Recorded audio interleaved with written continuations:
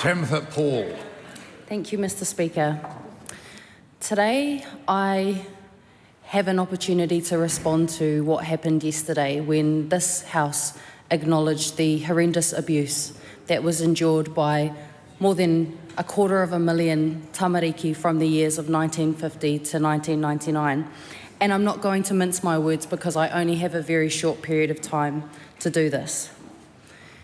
Yesterday was the day for remembrance and for the apology, but today is the day for action. Today is the day that the government needs to be accountable for the actions that it continues to take that creates abusive environments whereby the pain and the trauma that we saw in that report might happen again today. Because the very next day, as in this morning, there was a regulatory impact statement released that detailed the impact of the military boot camps that this government is currently experimenting with and on the young serious offender category. So the very next day, the government couldn't even wait to put their boot camps further into the system. And then tomorrow, we are going to come back here and we're going to debate the Treaty Principles Bill, despite the fact that so many of the recommendations from the Abuse and State Care report said, please do not undermine tamariki's connection to their iwi, their hapu, and to their whakapapa. We have a pipeline in this country whereby Māori babies are uplifted from their families and put into state care. And then in that state care, they are often abused, and that still carries on to this day. State abuse did not end in 1999. It continues to this day. They are abused in our care. They end up in our youth justice residences, the same ones that those kids were up on the roof for, and then they end up getting involved in gangs because those are the only people that can relate to their experiences of abuse and trauma, and then in their entire life they end up in and out of prison. And it is a vicious cycle, but the obvious thing from the actions of this government is that this House facilitates that pipeline.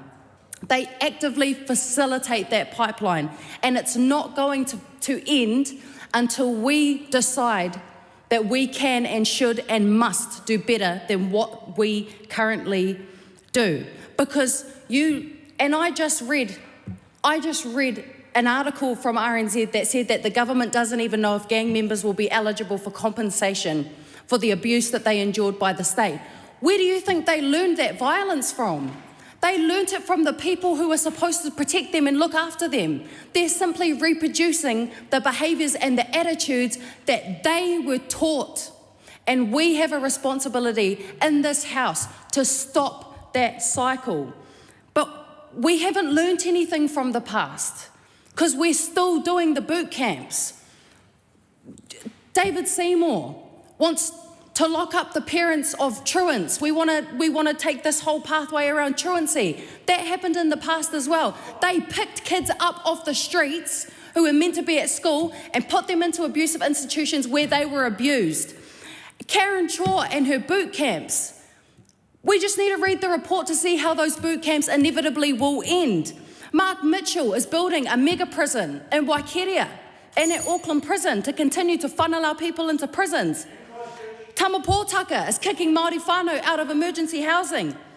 And most importantly, tomorrow, this government will introduce a Treaty Principles Bill that will absolutely underpin harm that is completely irreversible. And when I'm 70, I don't want to hear an apology from this House about the Treaty Principles Bill. I won't accept an apology. And the last thing that I want to say is that I want to speak on behalf of people like my grandfather, who ended up in a borstal in the 1970s where he was subject to seclusion, which is solitary confinement for kids, where he was subject to a #1 diet, where he was showered by being hosed down with a fire hose. And that is why I refuse to accept that this House continues to perpetuate the same conditions that he had to endure because he deserved better.